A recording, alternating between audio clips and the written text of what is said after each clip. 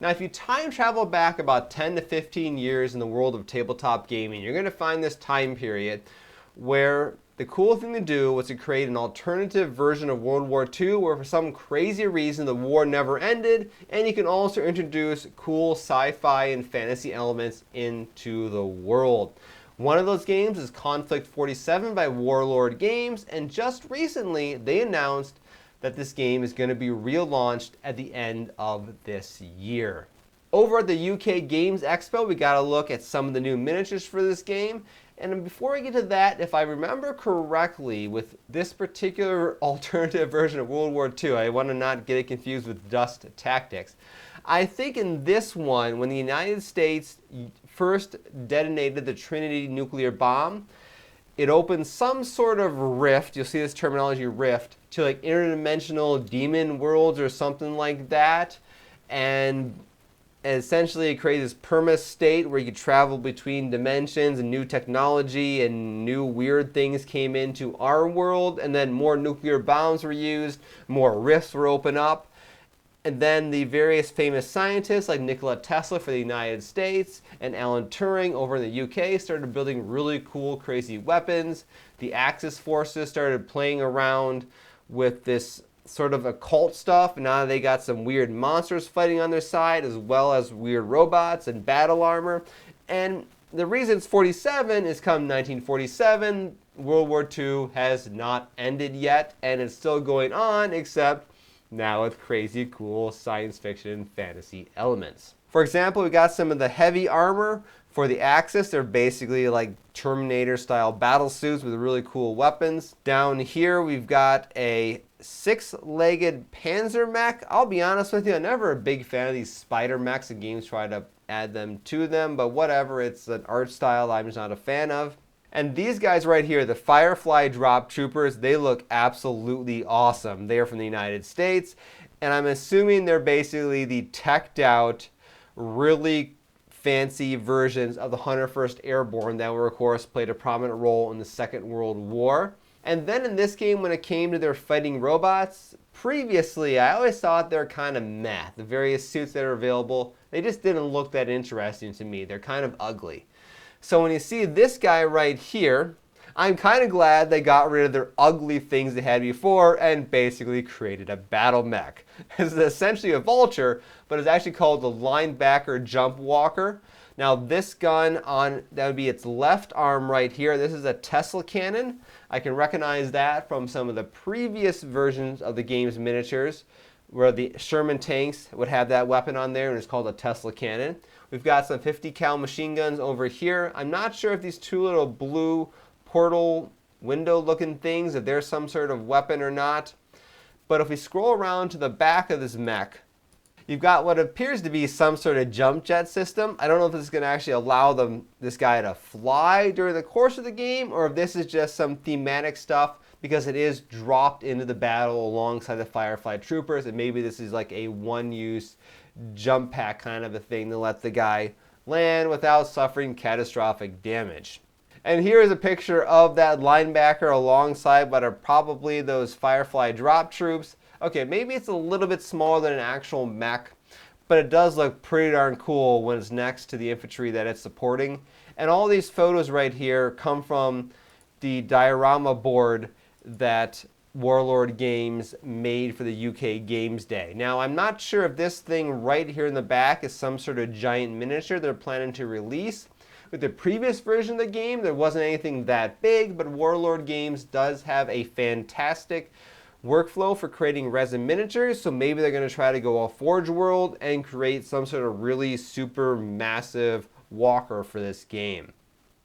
And there was one bonus, like you see this little guy right here, this yellow spotted thing. I think it was some sort of like half vampire, half human monstrous creature created by the Axis powers. But when it came to these guys, whether it was this guy here or the werewolves, I forget whether that was the Axis or the Soviets. The Soviets might have had like were-bears or something like that. But it's really nice and awesome that even though they had a tendency to rip off a lot of their clothing, they always kept their pants on, which is a big plus when it comes to this kind of stuff. So way to go, Warlord Games, with monsters with pants. In a moment here, we'll dive into what information we have about the rules of the game. But of course, if you like science fiction gaming miniatures and you're a big fan of 3D printing, you may want to check out my line of 3D printable gaming miniatures called Fractured Colony. This guy right here is the Bracer main battle tank, and it was from the first set. And this guy right here is from the second set. This is the Avalon self-powered artillery. And you can find how to purchase the STL files from these guys over at fracturedcolony.com. All right, let's get back to the news. So right here at the bottom of the page, we've got some marketing speak about the upcoming game. And look at that, they actually do use the term mechs. I didn't even notice that the first 2 or 3 times I read through this particular article, which is awesome. Good design choice to copy Battletech. That's always a good thing in my book for obvious reasons. With the previous version of the game, I had the United States starter set and I had the British starter set. I mostly sold the British one off recently, but I'm pretty sure somewhere I still have my United States set. I just don't know where it is at the moment. Back when this game first came out, one of the guys in my gaming group really wanted to play it, so we gave the game a try out. For whatever reason, we never played it very much. I don't even think we played it maybe once or twice. So I don't have a whole lot of experience with it, but I did read through the rules, and it's basically just bolt action, the very popular World War II game from Warlord Games, with additional rules for the science fiction and fantasy stuff, for lack of a better phrase, bolted on to it. Now the advantage, of course, for this type of rule development is that anyone who's familiar with bolt action can very easily pick this game up and try out some of the cool science fiction and fantasy stuff.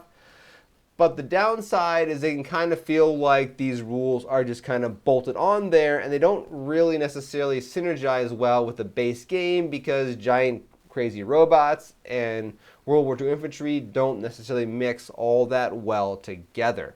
So it's interesting to see here, we can read this one line about how they describe the incredible gameplay. I'm putting that in quotes because that's Warlord Game marketing speak. Incredible gameplay. Konlfict 47 is a standalone game, but draws from familiar and renowned elements from Bolt Action 3rd Edition and greatly expands upon them. Bolt Action fans will recognize such elements as drawing order dice to determine activation order, pin markers, cover saves, and platoon selectors to build an army. Exciting new mechanics to reflect the power of Rift technology are central to the experience, as are the named heroes that will lead forces. Konlfict 47 is designed to produce amazing narrative-driven games packed with action. Granted, what we're reading here is just marketing speak, but I am liking what I'm reading. I'm really hoping that this will indeed be its own rule set. You can share common elements, that's cool, and some of those things are actually pretty awesome about Bolt Action. I never played Bolt Action a whole lot, but I did play Beyond the Gates of Antares, which is an awesome game. Its rules were a little bit of a mess, but it was an awesome game that is based in Bolt Action. Some of these things about order dice and pin markers, those are definitely really cool things. But I'm really hoping that they're going to take the sci-fi elements and blend them into the core rules and make them just feel and fit better. Personally, I'm a big fan of games that are much more streamlined and things are a little bit more integrated together, and smaller rule books these days. I probably just don't have the same level of attention span and caring a whole lot about reading 100-page rule books like I did back in the day. I don't know, we'll see how things play out with this game. We won't have to wait too long to see more about the game. As we can see, this release is being set for late September. And also, pre-orders are going to start here in just a few weeks on July 4th. And existing models fully compatible. As I mentioned a moment ago, I do have the United States starter set somewhere. I'll try to find it before the pre-orders go live. I won't promise anything, but I will try to find it. Those apparently are going to be fully compatible with this new version of the game. And at least on paper here, you don't have to worry about your units becoming obsolete, which is a promise a lot of tabletop game companies like to make, and they very rarely stick to it. So, you know, eventually you're probably going to be strongly encouraged to buy the new miniatures for this version of Konlfict 47. That is about all I got for you on the topic of news in Konflict 47 today. So thank you guys all for watching. I'm Jason, the creator of the Tabletop Battlefield. If you're interested in sci-fi tabletop gaming miniatures, head over to fracturedcolony.com to check out my line of 3D printable near-future sci-fi military vehicles. All right, I'll see all of you guys next time.